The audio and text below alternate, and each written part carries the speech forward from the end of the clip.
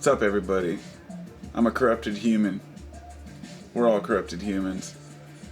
And I've done a lot of videos, but I want to do a couple that are some things I wrote. I don't know, for those of you who are my subscribers, you've probably seen my other videos, but you may not have seen my original one, or the one that was called Manna from Orion.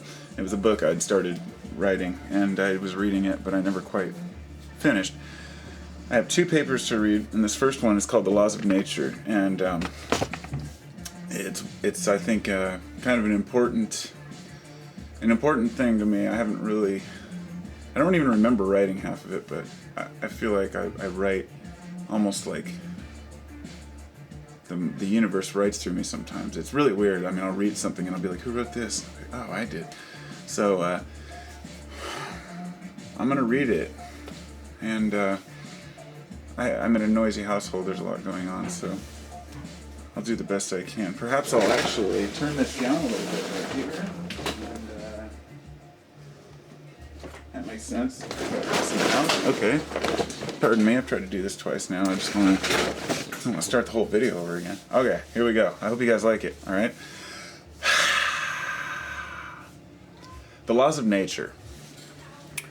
We are all aware that our universe contains certain boundaries, guidelines, and rules that we live by. Some are obvious, such as if you throw a ball, gravity will cause it to hit the ground. Well, or the tree, okay. You can crack jokes. No matter how hard you try, you never get it to fly out into space and disappear. At least not on Earth. It would be foolish for a grown man not to believe in gravity because it exerts effort on us, and we against it every day. The key to this analogy is the realization that gravity is an invisible force. We can only measure its effects on ourselves and our environment. There is no mass to it or visible pattern to observe. We just take it as it comes, and that is that. If one were to spend time fighting against gravity, he would surely fail. An observer would most likely sense insanity in such an action. A fruitless endeavor, to say the least. In our society, we have learned how to harness gravity to our benefit. Skiing, skydiving, driving, skyscrapers, etc. They all rely on this force to function in the way that they do. There are other forces and laws that we use less often, mostly due to our misunderstanding of how to apply them. One of these is the law of instinct. This is probably one of the most well-known attributes to mankind, an encoded knowledge of the world around him. Animals rely on instinct for many actions, the most important being survival. Many people tend to believe instincts and vibes are nothing more than unrational thoughts or programming. But we've all taken the long road home at one time or another, unsure why, but something said don't go that way. Many confuse these inner voices with an external God showing them the way. One of my tasks in life is to make people hopefully realize that these thoughts are a conglomerate of all the knowledge in the universe, an unseen force that binds us all together. Many call this God, and when they say God is in all of us, they are on the right track. God is all of us, not watching us from above, but watching each other through daily occurrences. To believe in instinct, even in part, lends belief to a whole new way of thinking, one in which we are not ultimately controlled by our surroundings, but rather in control of everything around us.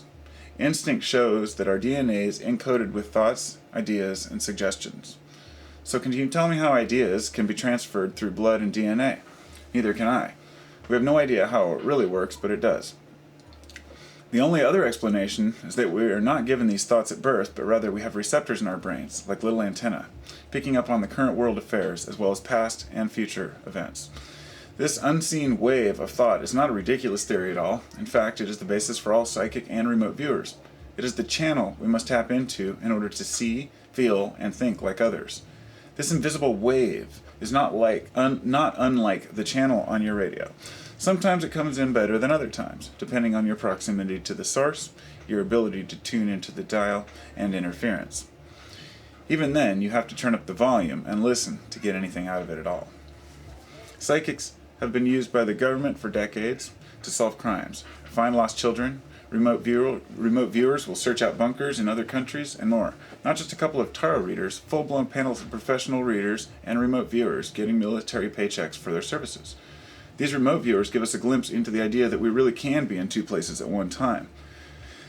Quantum non-locality? Perhaps the people of ancient times saw more of the world than we thought. Surely we need to find out. Part 2. It's like the wind. When the wind blows, Things blow with it. Leaves, grass, birds, dirt, and molecules we cannot see. What blows past us, we may see. But it is what we don't see that really matters.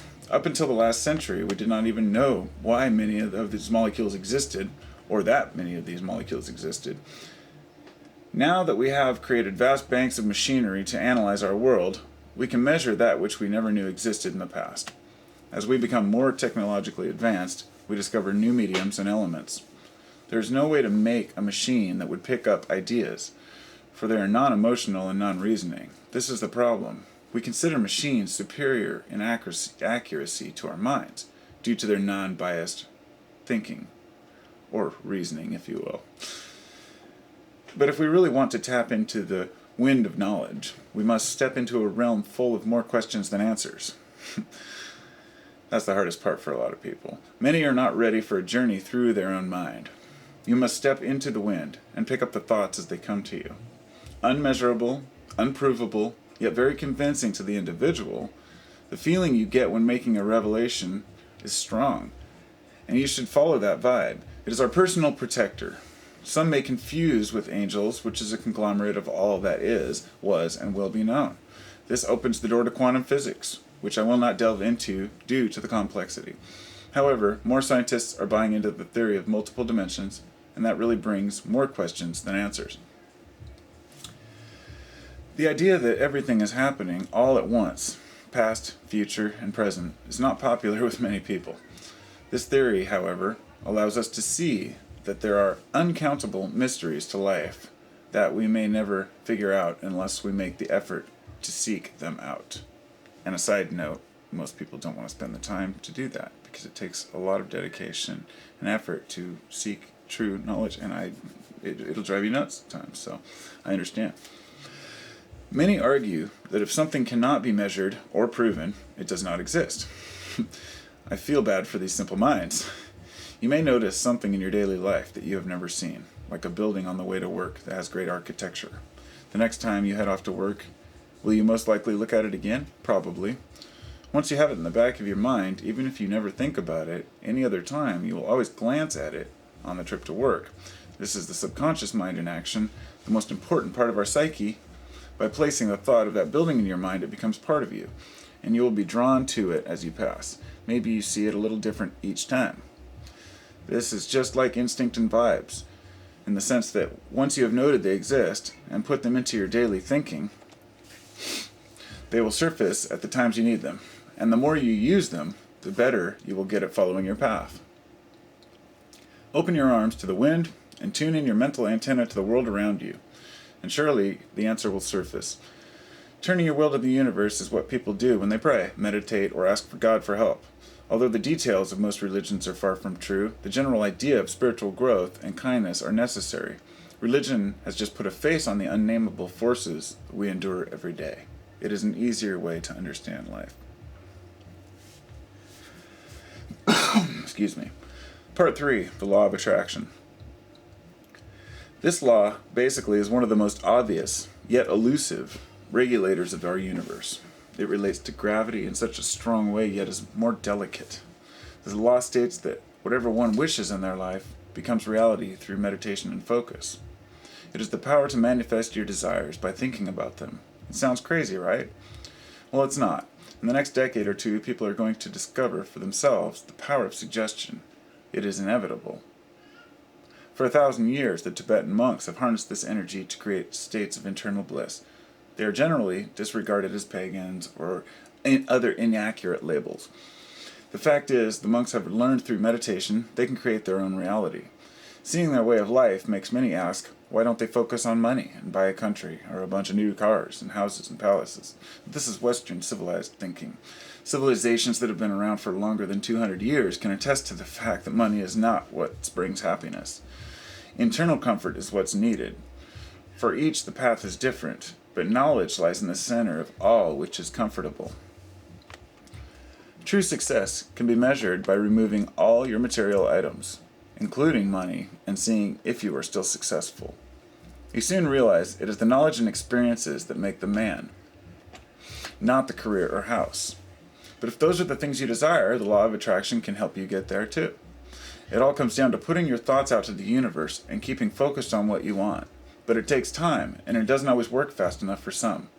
And they work even harder against the flow, causing more stress and problems. But a side note is that you have to ask the universe for what you need, not what you want. There's a huge difference. You can't say you want money and wealth. You need to work towards the greater good of mankind. If you're asking for philanthropy, and you're manifesting philanthropic ideas, you're on the right track. Okay. When we see atoms and molecules converge, the law of attraction takes hold and they bond. Atoms bond together. Different forms of atoms bond together to create different molecules. When two planets get too close, they attract each other by gravity. Think of these thoughts of your desires as being magnetic. Each time you think of what you want, the magnetism grows stronger. Eventually, you'll have what it is you seek. But the trick to truly believe that what you are asking is feasible. That's not to say you will never get a purple elephant. It's just that you are unlikely to believe your own wish is necessary or reasonable. You are more likely to receive what you desire if you follow another law. Part 4. The law of the path of no resistance. Nobody ever said life was easy, but you have to admit it's not really that hard either. I mean, even the most impoverished nations are getting by and living happy lives, generally. This in no way is intended to downsize the massive amounts of starvation and genocide and hatred in some places, but it is a rather different way of looking at these situations. If you were thrown into a war-torn community tomorrow with no way out, you may well go crazy as a Westerner. As some of the people can live normal lives for the most part amongst all the anguish and suffering, those of us who have never seen such horrors would not be quick to adapt. But we would if given time. Humans adapt to everything. And this is the path of least resistance. We all live in our own realities, and we are generally used to whatever comes our way. When you are in a situation that you cannot change at the time, expending energy to fight against it is a poor choice of action. You are fighting against fate, a futile fight at best. There are things which we can change, and those which we cannot, and we must remember to analyze each situation accordingly. But what about the things you can change? Or the choices you're not sure about? Well, that takes us back to the law of nature, the encoded instincts that we all possess. Many think instinct is something that we have passed down through the generations, a code in our DNA that regulates behavior based on past experiences of our kind. But I believe differently. I believe our DNA has nothing to do with our behavior. It has been proven that animals tend to share behaviors when living in close quarters. But what about thought? Have you ever felt connected to your family through thought? Have you ever said that your friend or family member was going to call, or knew what they were thinking, or spoke before they ever said the same words? Of course you have, and we call it coincidence, a poor description to say the least. These instincts would appear to run in family genes due to the similarities between lifestyles, but more likely they are a strong current of some kind that runs invisibly through all of us. Perhaps family members have a similar gene, so they vibrate at similar frequencies? Who knows? But the point is that their instinct cannot explain predictions and vibes, feelings of distrust, or taking a different road home and bypassing that accident. Now, on a side note, when twins tend to have very similar actions, that might, have something to do with DNA vibrating at the similar rate to where you can tune into each other. But on the other hand, you also have really close friends that know each other really well because you've spent so much time together. And that's something to be said too. Your magnetic fields converge like nests and intertwine and mingle. And when two people are together for a really long time and one dies, that's why the other one will tend to die later. Or sometimes it's because they're literally heartbroken because they're so used to being within that magnetic field, they're missing a part. So, back onto this paper, getting closer.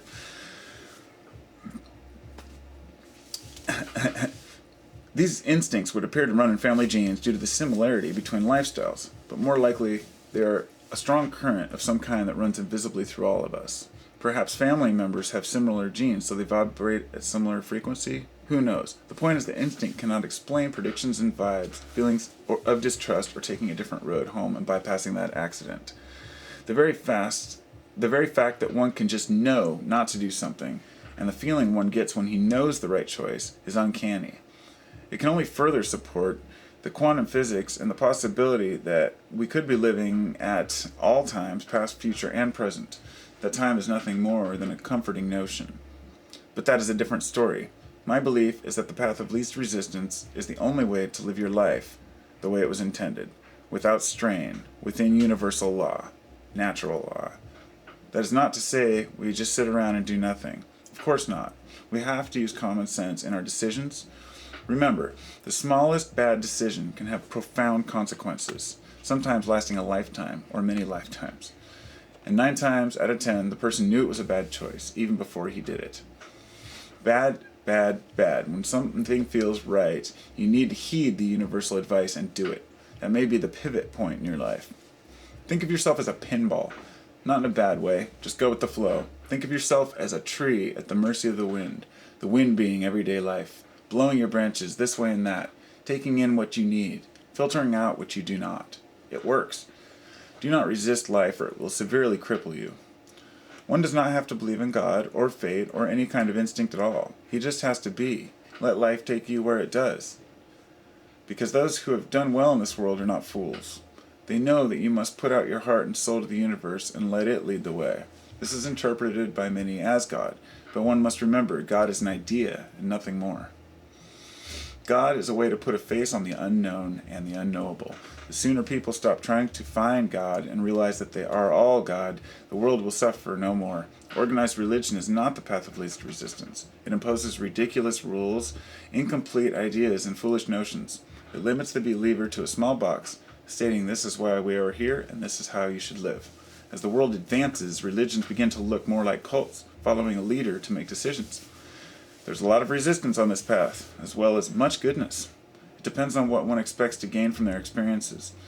We are all part of an organism, known as Gaia, the living, breathing earth. Nature does not encounter resistance. It just keeps on growing, and we need to do the same. We need to put our differences aside and realize that when we argue and battle one another, like bacteria upon the earth, we spread anguish and put people ill at ease. Sometimes the easy path seems to take forever, or one may think it is too lazy to take the simple, or one may think it is lazy to take the simple route in life. But if the path is placed before you, the universe has spoken, and you should heed the advice it gives you. Spend less time thinking about the hurdles you must face, and more time envisioning your dream. Then weave your way through life's craziness and get it. The path is there. You do not have to sweep. You just have to sweep away the brush and follow your heart. And here's the end, just short. The law of behavior. Every man plays his part in the grand design of the universe. Although we deem ourselves insignificant, in the big picture, we actually play a gigantic role, each one of us. If we are dependent upon nature for guidance, we are dependent upon one another as well. When you have a thought, the synapses in your brain open and close. If an area is not functioning properly, the thought cycle is interrupted. Think of people in the same regard. If a group of people are living improper to the laws of nature, we all suffer the consequences. No action goes unnoticed in this universe. It all has meaning, and all in that meaning means everything is chaos. Chaos is everywhere in our lives. Every day we are submerged in a world of gadgets and job interviews and tight-ass bosses that make you wonder how they ever got to where they are. Crazy traffic, bills, cars, accidents, crying kids, and everything you can imagine bombarding us every day. The trick is to realize when we are overwhelmed and step back. Remember, it's not the situation that causes the anxiety, but the state of mind you are in while it is happening. That is, one day, something may annoy you, while the next day you just don't seem to mind it at all. The days you don't mind are the days you should take note of what behaviors are causing the good feelings. Realize your behavior when it happens, and use it to your advantage. Nothing good comes from ill feelings or anger. They are worthless in today's world. Be at peace. Love one another. From Josh. Now, I wrote this a while back, not too long ago, but I just wanted to read it for everybody, and I hope you enjoyed it. It probably ended up being pretty long, but I might end up finishing it one day. It kind of cut off abruptly. I hadn't proofread it. I just read through it, so this probably turned into a long video. So thanks for everybody who listened to it. I hope you enjoyed it. I'm going to try to write a book soon about, like, just, similar stuff, but I don't know. We'll see. Peace.